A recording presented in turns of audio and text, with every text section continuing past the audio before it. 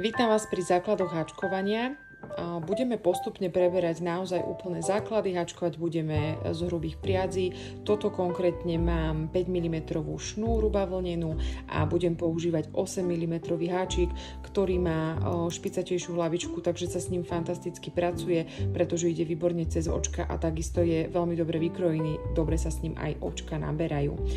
Mám tu momentálne takýto hrubší špagát, takže poďme na to. Čo sa týka základov držania háčika, háčik môžete držať dvomi spôsobmi. Buď ho držíte ako pero, alebo ho držíte ako nôž. Vyskúšajte, čo vám bude viacej pasovať do ruky. Ja mám radšej túto druhú formu. Budem natáčať videá, ktoré budú veľmi jednoduché a budú naozaj pomalé, aby to pochopili aj začiatočníci.